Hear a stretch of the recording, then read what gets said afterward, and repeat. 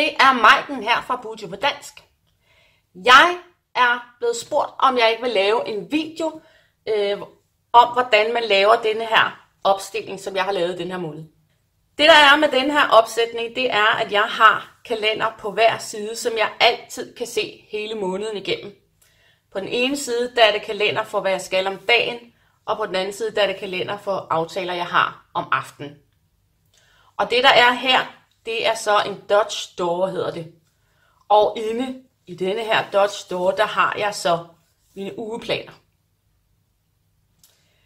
Det der er vigtigt, når man går i gang med at lave sådan en opstilling som denne her, det er, at man er bevidst om, at der er plads til 4 dage på sådan en side her. Og man skal være bevidst om, hvordan begynder måneden. Januar begynder jo med næsten en hel uge. Det vil sige, at det er mere end 4 dage. Så den kan ikke begynde på den første side her. Den er nødt til at begynde på sådan en dobbelt side her. Og så er det, jeg skal se på, jamen, hvor mange hele uger er der. Der er 1, 2, 3, 4 hele uger. Det vil sige, at jeg skal have 1, 2, 3, 4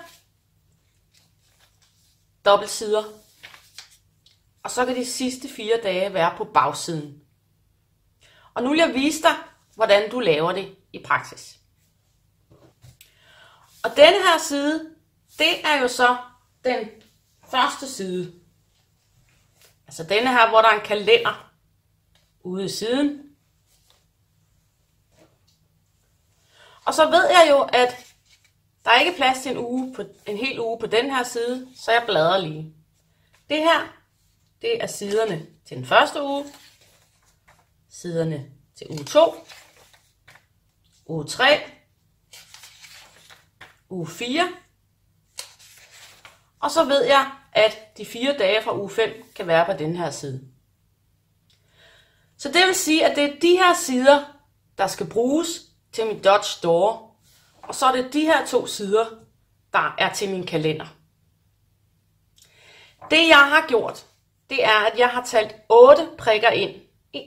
9 faktisk endte det med. 1, 2, 3, 4, 5, 6, 7, 8, 9. Og så har jeg simpelthen sat en streg.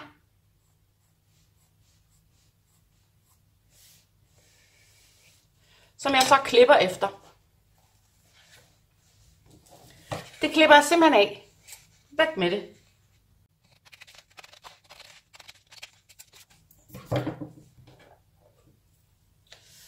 Og det samme gør jeg så på næste side.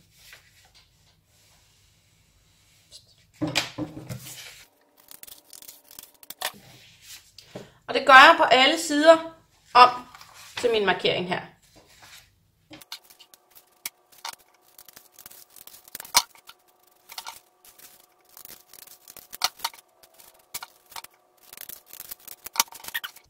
Nu har jeg klippet min Dutch Door.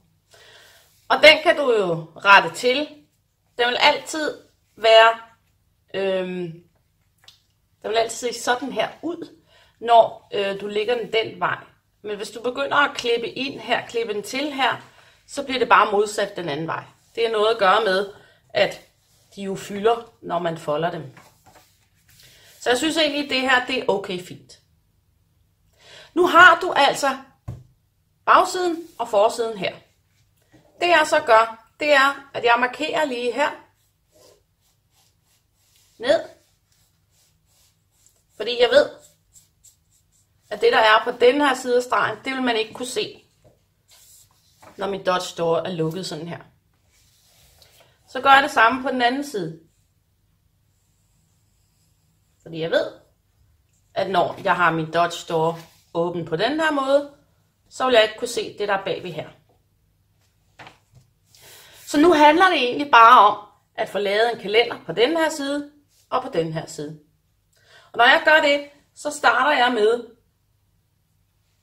at skrive 31 hernede, og så fylde opad. Du kan jo egentlig placere den, hvor du vil, men det er sådan, jeg har gjort det.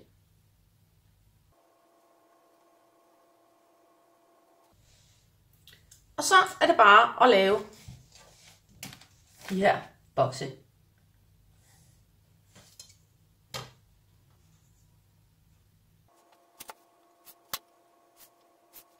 Og så selvfølgelig at lave alle stregerne den anden vej også.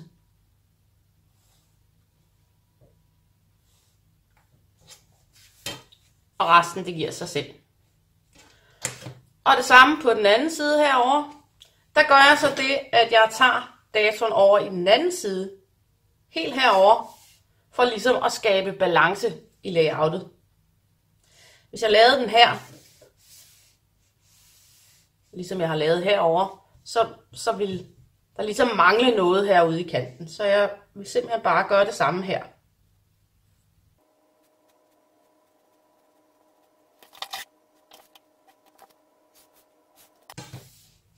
Og igen, få lavet stregerne den her vej også. Hele vejen ned. Så har du dine 2 kalendere herude. Så har jeg gjort det, at jeg også har lavet sådan en oversigtskalender heroppe. Og det har jeg for ligesom at se, okay, når vi nu er i den her uge, hvor ligger den egentlig henne i forhold til resten af måneden. Og det giver mig også en mulighed for lige at markere, hvor har jeg aftaler henne, og hvordan ser måneden så egentlig samlet ud. Og herover har jeg bare skrevet januar, for ligesom at minde mig selv om det er januar. Nu skal du til at lave dine uger, og den skal som sagt deles op i 4, med 1, 2, 3, 4, 5, 6, 7, 8, 9 felter i hver.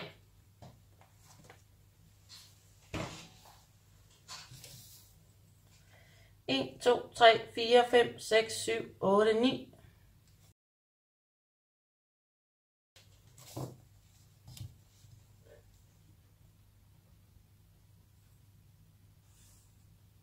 Og du kan jo føre den over på den næste side også.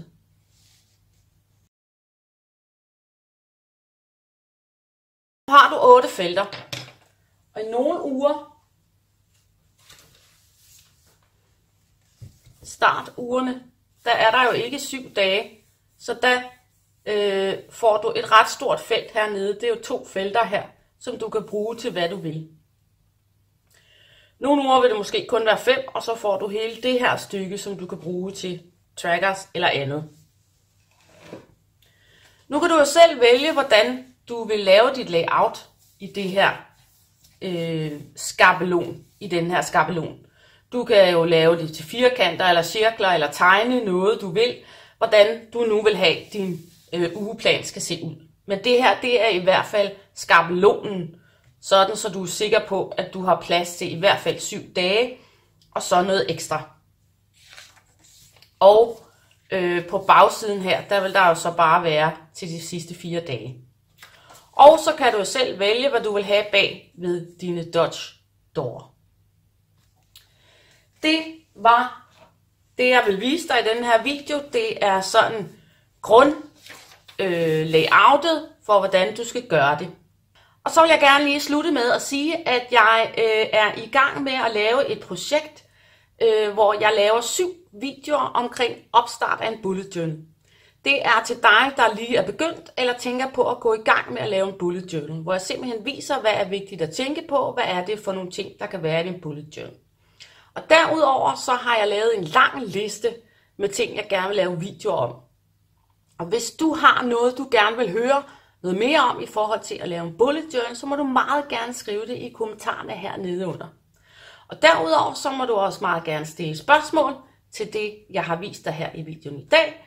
Og så vil jeg sige tusind tak til jer, der opfordrer mig til at lave den her video. Det er skønt at komme i gang igen. Og så vil jeg bare ønske dig rigtig god fornøjelse.